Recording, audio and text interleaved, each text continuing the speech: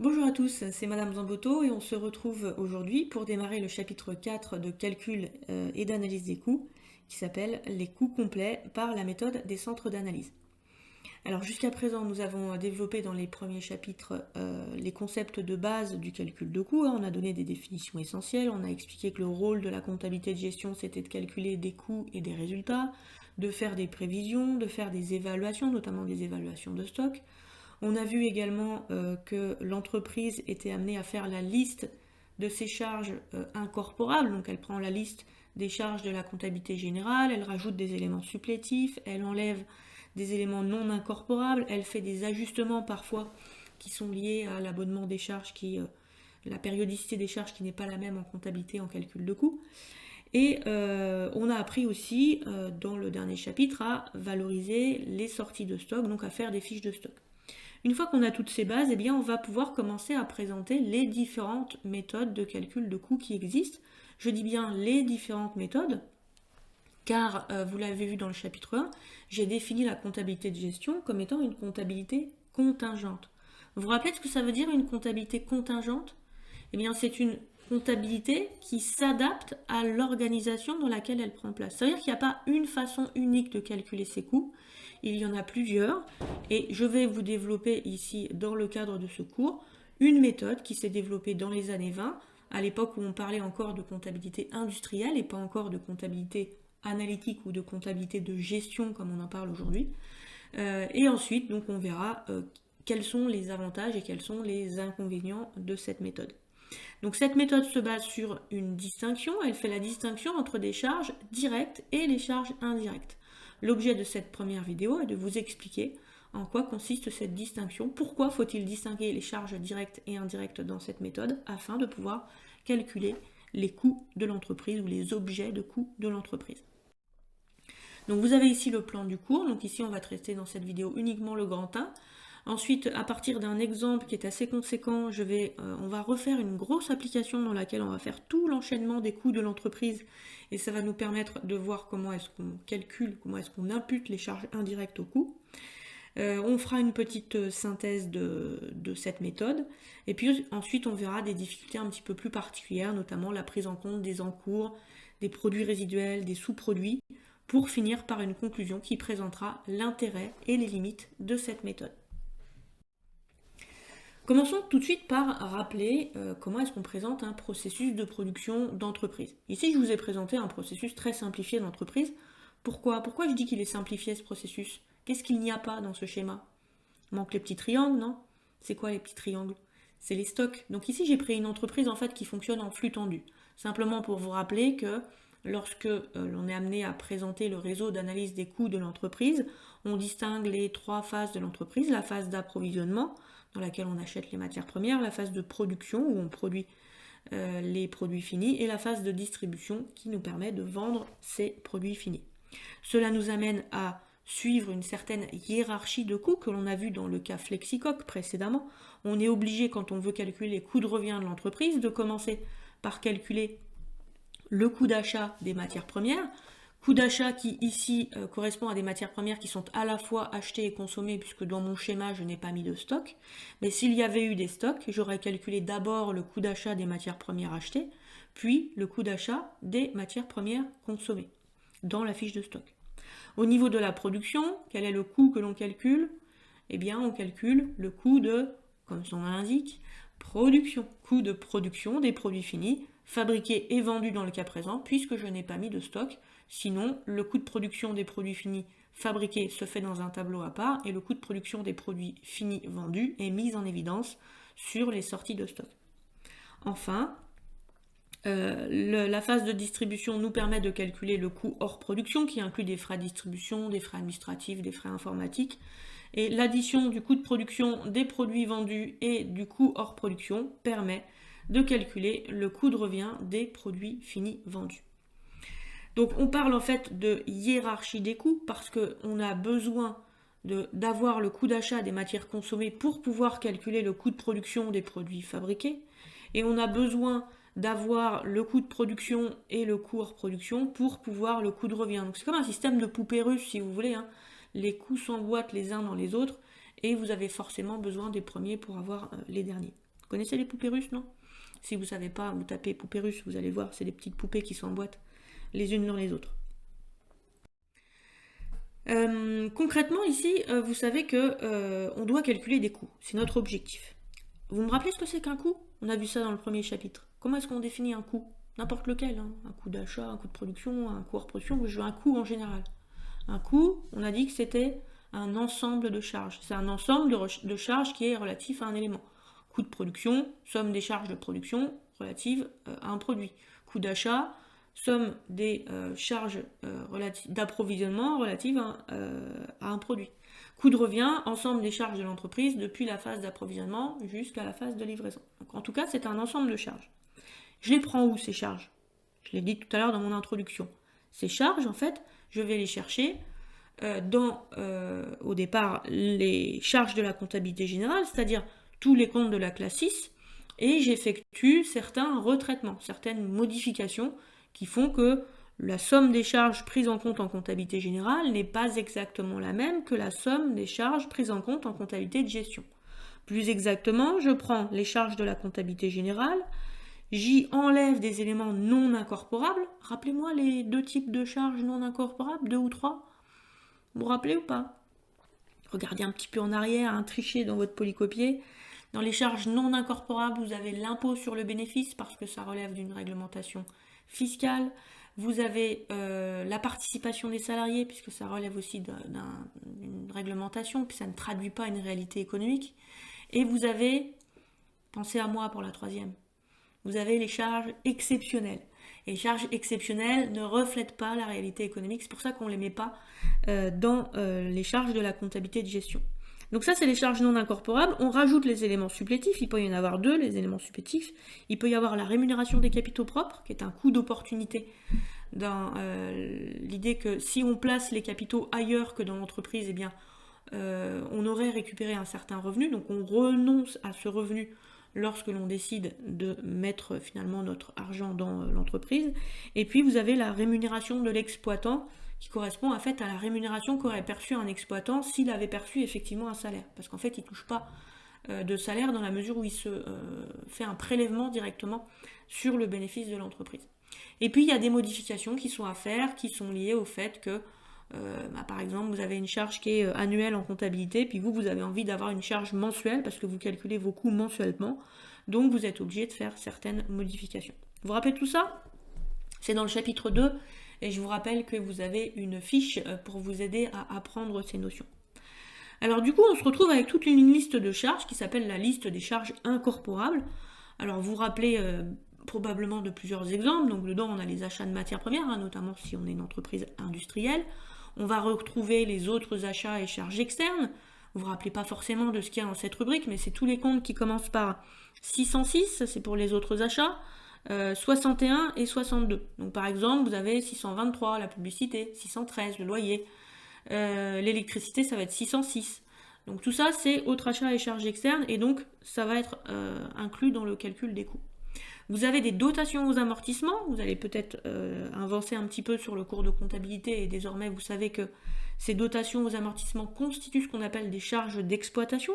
Elles constatent la consommation des avantages économiques attendus des immobilisations ou plus simplement elles constatent que vos immobilisations ont perdu de la valeur. Vous avez les impôts et taxes, c'est les comptes qui commencent par 63, à ne pas confondre avec l'impôt sur le bénéfice, les charges de personnel. Attention, les charges de personnel, elles peuvent être diverses et variées. Vous pouvez avoir des ouvriers qui travaillent à la production, des vendeurs qui travaillent à la distribution. Vous pouvez avoir un agent d'entretien qui travaille sur l'ensemble de l'entreprise, qui va nettoyer l'ensemble de l'entreprise, pourquoi pas. Je vous ai mis également les charges financières. Vous vous rappelez tous que les charges financières, par exemple, ça correspond à des intérêts d'emprunt que l'entreprise aurait contractés. Par exemple, le compte 661. Mais vous avez également le compte 665, les escomptes que vous avez accordés à vos clients. Et je vous ai mis également un élément supplétif, je ne vous ai pas mis tout, mais je n'ai pas mis la rémunération de l'exploitant, mais je vous ai mis ici la rémunération des capitaux propres. Concrètement, ici, vous devez vous poser la question si ces charges vont être affectées à l'un des 3 coûts qu'on a identifiés tout à l'heure, à savoir au coût d'achat, les matières premières, au coût de production des produits finis fabriqués ou au coût hors production. C'est les 3 types de coûts qu'on a mis en évidence dans le schéma précédent. Donc en fait, à chaque charge que vous allez avoir, vous allez vous demander, est-ce que les achats de matières premières, ça se rattache à l'approvisionnement, à la production ou à la distribution? Est-ce que les dotations aux amortissements, ça se rattache aux achats, à la production? Allez, on commence par une charge qui est plutôt simple. En l'occurrence, il s'agit des achats de matières premières. À votre avis, les éléments qui correspondent aux achats de matières premières dans un compte de résultat, est-ce que ça va vous servir à calculer le coût d'achat, le coût de production ou le coût hors production? Alors, assez logiquement, achat de matières premières, ça se réfère à la fonction approvisionnement. Donc, on va dire que c'est une charge qui s'affecte sans ambiguïté au coût d'achat. Ensuite, on continue avec les autres achats et charges externes, le loyer ou l'électricité. Est-ce que le loyer de l'entreprise est supporté uniquement par les achats, par la production ou par le coût hors production? Un petit peu compliqué ça comme question, parce qu'en fait, le service approvisionnement, il est dans l'entreprise. Donc le service approvisionnement devrait supporter une partie du loyer. La production, elle a lieu également dans l'entreprise. Donc le service production devrait supporter une partie du loyer. Et pour ce qui est des services administratifs ou de distribution, ça fait partie de l'entreprise. Donc ça devrait également supporter une partie du loyer. Même chose pour l'électricité. De l'électricité, on n'en consomme pas que pour faire des achats, que pour la production ou que pour la distribution. Donc en fait, vous avez typiquement ici une charge, vous vous posez une question, vous dites, mince, je la mets où? Je la rattache aux achats, à la production ou au coût hors production? Cette charge, en fait, on va dire qu'elle pose un problème. C'est une charge, en fait, qui concerne toute l'entreprise, et on se rend compte, en fait, qu'il est impossible de dire qu'elle se rattache directement à un coût et un seul en particulier. Donc on va la mettre de côté, on va dire, celle-là, on a un problème. Ensuite, on continue, je vous ai mis une charge externe à part, en l'occurrence la publicité. À votre avis, la publicité, ça concerne l'approvisionnement, la production ou la distribution? En l'occurrence, la publicité, c'est fait pour vendre. Donc, on peut rattacher cette charge sans ambiguïté au coût hors production, car c'est une charge liée à la distribution. On continue avec les impôts et taxes. Les impôts et taxes, on est encore embêté. Les impôts et taxes, on en paye pour diverses raisons. C'est lié à l'existence de l'entreprise, donc je ne peux pas dire que ça concerne que les achats, que la production ou que l'objet de coût qui correspond au coût de distribution. J'ai un problème. Eh bien, je vais également la mettre à part en disant, même chose que tout à l'heure, ce sont des charges qui concernent l'entreprise dans sa globalité ou qui concernent toute l'entreprise, donc on ne sait pas comment les affecter. Ensuite, je continue avec les charges de personnel. Charges de personnel, est-ce que vous pourriez identifier éventuellement du personnel qui travaille uniquement au service approvisionnement? Et donc, pour lequel je vais affecter la charge qui correspond à son salaire au coût d'achat. Alors vous allez me dire, dans le service approvisionnement, il y a des gens qui passent des commandes. Ok, les gens qui passent des commandes, on peut mettre ça dans le coût d'achat. On peut mettre le responsable achat. Responsable achat, forcément, il travaille au service approvisionnement. Ou on peut mettre tout simplement, moi ce que j'ai mis, un ouvrier manutentionnaire. Un ouvrier manutentionnaire, c'est quelqu'un qui est chargé de décharger les commandes et puis de s'occuper du stock. Eh bien, ça se réfère uniquement ici au service approvisionnement. S'il ne travaille que dans ce service-là, évidemment. Ensuite, je continue. Est-ce que vous pourriez me trouver du personnel qui ne travaille que à la production, qu'on pourrait affecter, du coup, directement à la production? Tout simplement, on peut prendre un ouvrier de production. En l'occurrence, s'il ne travaille que dans l'atelier de production, eh bien, il n'y a pas de raison d'affecter son salaire ni au coût d'achat, ni au coût hors production. Est-ce que vous trouveriez un exemple de salarié qui travaille que dans le service distribution ou dans le service administration? Tout simplement, la distribution, qu'est-ce que ça sert à quoi le service distribution? Qu'est-ce qu'on y fait? On y vend, donc on peut y mettre tout simplement un vendeur. Donc on a certaines charges de personnel qui vont pouvoir être affectées sans ambiguïté à certains objets de coût, mais pour certaines charges de personnel, on va avoir des doutes parce que ça va être du personnel qui travaille pour toute l'entreprise. Tout à l'heure, j'ai évoqué un agent d'entretien ou éventuellement du personnel administratif. Eh bien, ces éléments, si je fais de l'administration sur le passage de commandes auprès de fournisseurs, de l'administration auprès du service client, je peux travailler finalement pour différents services. Donc, je ne peux pas dire que la charge de personnel qui me concerne doit être affectée à un seul des coûts. Et pour mon agent d'entretien, c'est pareil. Mon agent d'entretien, j'ai du mal à le dire, hein, il travaille dans toute l'entreprise. Donc je mets agent d'entretien dans la ligne qui est commune. Bon, puis après, je pense que vous avez compris, hein, c'est que quand la cellule elle est fusionnée, ça va concerner toute l'entreprise, et quand la cellule elle n'est pas fusionnée, eh bien on va pouvoir affecter directement. Et donc dans les charges qui vous restent, les charges financières, eh bien, ça concerne l'entreprise dans sa globalité, hein, je ne peux pas dire que ça ne concerne que la fonction approvisionnement, que la fonction production ou que la fonction distribution. Pareil pour les dotations aux amortissements, puisque des immobilisations, j'en ai dans toute l'entreprise. Je vais avoir des ordinateurs ou des petits camions de déchargement au niveau du service approvisionnement. Je vais avoir des machines au niveau de la production. Je vais avoir des véhicules de livraison au niveau du coût hors production. Donc là aussi, la charge concerne l'entreprise dans sa globalité. Et puis pareil pour la rémunération des capitaux propres. Qu'est-ce qu'on doit retenir de tout ça? On doit retenir que parmi les charges que l'on va affecter au calcul des coûts, que l'on va incorporer dans le calcul de coûts, eh bien il y a des charges que l'on va pouvoir affecter sans aucune ambiguïté. En l'occurrence, c'est le cas ici des achats de matières premières, de la publicité, de certaines charges de personnel. Ces charges, on va les qualifier de directes. Et il y a des charges qui nous posent problème, parce qu'on se dit elles ne peuvent pas être affectées sans ambiguïté à un seul objet de coût. Et donc ces charges, en fait, il va falloir trouver une façon de les répartir pour pouvoir déterminer, par exemple, quelle est la part de l'électricité qui a été consommée par le service achat, quelle est la part de l'électricité qui a servi à la production, quelle est la part de l'électricité qui a servi pour le coût hors production. Donc il va falloir trouver un moyen de répartir ces charges indirectes pour pouvoir calculer les coûts dont on a besoin. On va pouvoir noter du coup la petite synthèse de cette première partie. On retient donc que l'entreprise a deux types de charges. Des charges directes qui par définition peuvent être affectées directement soit au coût d'achat, soit au coût de production, soit au coût hors production des matières ou des produits. Et elles disposent également de charges indirectes qui ont une particularité, c'est qu'on ne peut pas les affecter directement et sans ambiguïté au coût d'achat, au coût de production ou au coût hors production. Il est donc nécessaire de réaliser un calcul intermédiaire, donc de trouver un moyen de les répartir pour pouvoir, on dit, les imputer au coût. En fait, quand on peut les mettre directement dans les coûts, on dit qu'on les affecte au coût, alors que quand on est obligé de passer par un calcul intermédiaire, on dit qu'on va les imputer au coût. Et en fait, ça veut dire que simplement qu'on va les rajouter au coût. Donc on va faire un calcul intermédiaire que je vais vous apprendre à faire dans la deuxième partie, qui est un tableau de répartition des charges indirectes, qui va vous permettre de déterminer après coup quelle part de charge indirecte devra être affectée au coût d'achat, au coût de production et au coût hors production.